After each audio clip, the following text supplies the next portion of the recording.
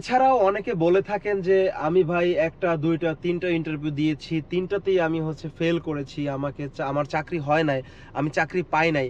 তাদেরকে বলতে চাই, এই যে তিনটা ইন্টারভিউ দিয়ে আপনি চাকরি পান নাই, কিন্তু চাকরির থেকে আপনি অনেক বড় কিছু পেয়ে গেছেন, সেটা হচ্ছে এক্সপিরিয়েন্স বা অভিজ্ঞতা। তিনটা ইন্টারভিউ দিয়ে আপনি যে অভিজ্ঞতা আপনার হয়েছে, এই অভিজ্ঞতাকে কাজে লাগিয়ে আপনি 4 নাম্বার ইন্টারভিউতে দেখবেন যে ভালো করবেন, অথবা 4 নাম্বারে না করলে 5 নাম্বারে আপনি কিন্তু ঠিকই চাকরি পেয়ে যাবেন।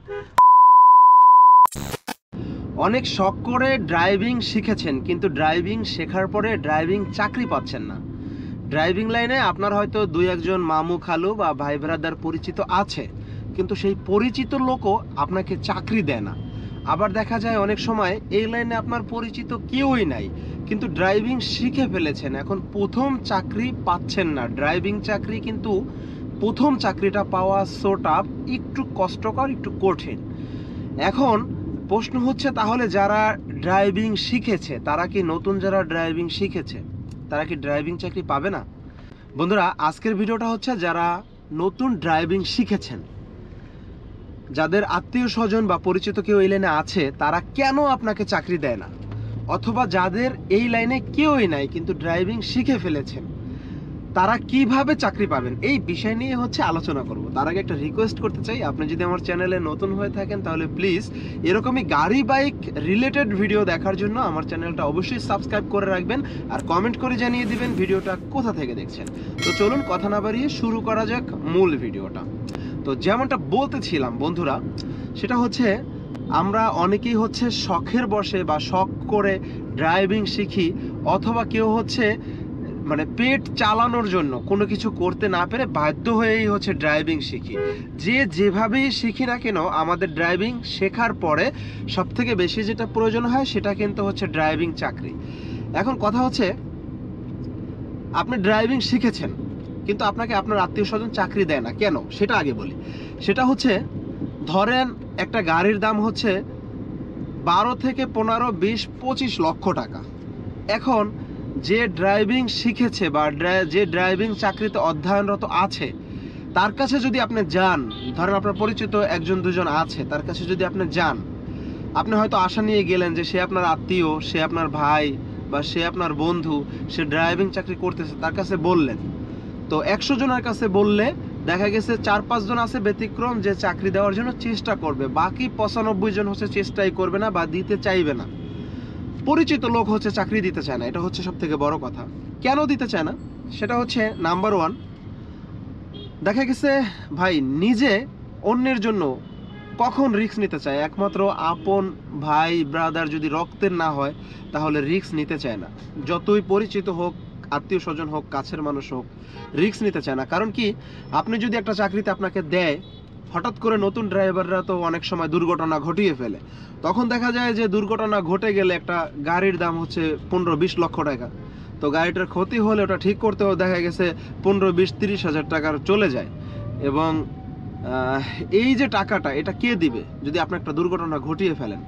এই ভয়ে বেশিরভাগ সময় আত্মীয় স্বজন বা পরিচিতরা চাকরি দিতে চায় না। এছাড়া দেখা গেছে একটু দূর সম্পর্কের পরিচিত, সেও আপনাকে চাকরি দেবে না। কারণ আপনাকে যে একটা চাকরি দিবে, তার রেফারেন্স কি, তার গ্যারান্টি কি? ধরেন আপনি ভালো, এটা আপনি জানেন, কিন্তু সে ভাববে যে আপনাকে যদি চাকরি দেয়, আপনি যদি গাড়িটা নিয়ে পলায়ে যান, অথবা আপনি যদি গাড়িটাকে একটা দুর্ঘটনার কবলে ফেলে দেন, তখন তো আপনাকে আর কিছু করতে পারবে না, আপনাকে পাবে না, আপনাকে ধরতে পারবে না।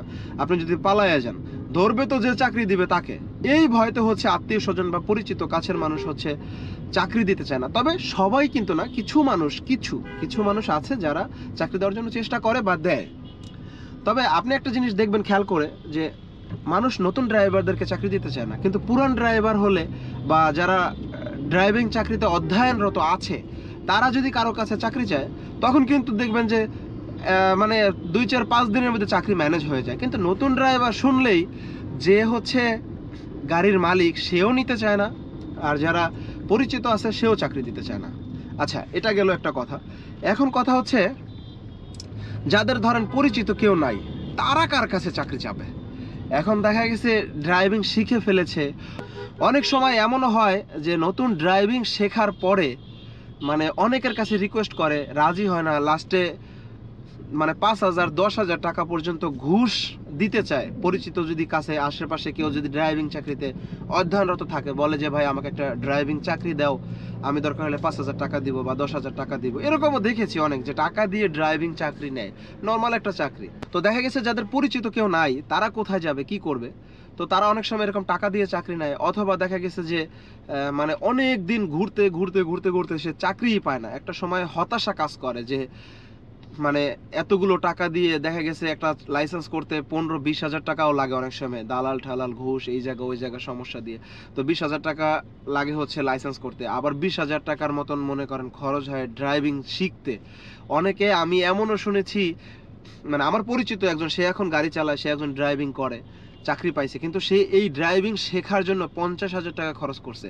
মানে সে জিদ করছে যে এটা শেষ আমি দেখে ছাড়বো। আর এই সুযোগটা হচ্ছে বিভিন্ন ড্রাইভার মানে 5 থেকে 6 জনের কাছে গেছে, যাকেই টাকা দেয় সেই হচ্ছে টাকা নিয়ে 1 দিন 2 দিন গাড়ি চালাতে দিয়ে তারপর হচ্ছে আর দেয় না, খোঁজ খবর নেয় না।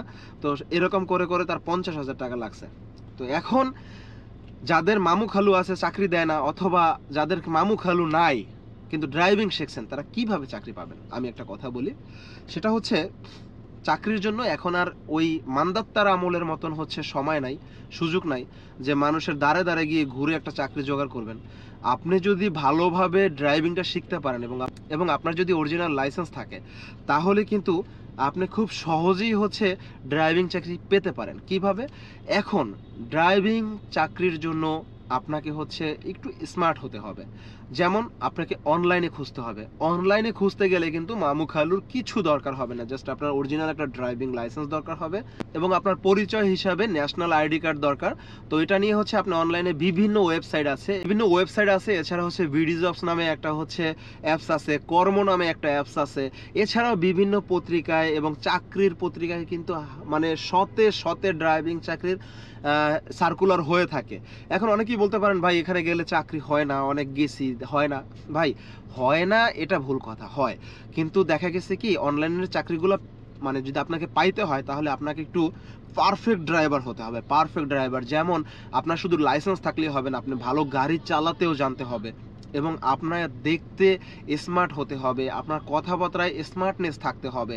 এইসব জিনিস যদি থাকে, যেহেতু অনলাইনে সার্কুলার হয় বা বিভিন্ন ওয়েবসাইটে সার্কুলার হয়, বিভিন্ন অ্যাপসে সার্কুলার হয়, তো যেহেতু সার্কুলার হয় এখানে অনেক মানুষ ইন্টারভিউ দিতে যাবে, এটাই স্বাভাবিক। তো যারা সার্কুলার দেয় তারাও চেষ্টা করবে যে সবার মাঝখান থেকে পারফেক্ট ড্রাইভারকে বেছে নেওয়ার জন্য। তো এভাবে কিন্তু হচ্ছে আপনারা চাকরি নিতে পারেন।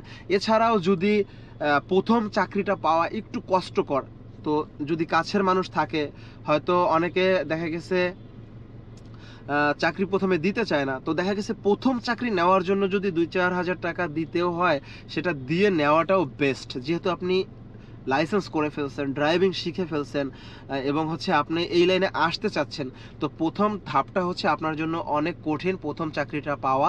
কারণ প্রথম চাকরি যদি আপনাকে কেউ দিয়ে না দেয়, তাহলে হচ্ছে নিজে নিজে চেষ্টা করে চাকরিটা নেওয়া একটু কষ্টকর। সুতরাং হচ্ছে যেটা করতে হবে সেটা হচ্ছে মানে যেভাবেই হোক, এনি হাউ, যে কোনো ওয়েতে আপনাকে নিজে চেষ্টা করে প্রথম চাকরিটা নিতে হবে। বিশ্বাস করেন এই প্রথম চাকরিটাই শুধু কষ্টকর।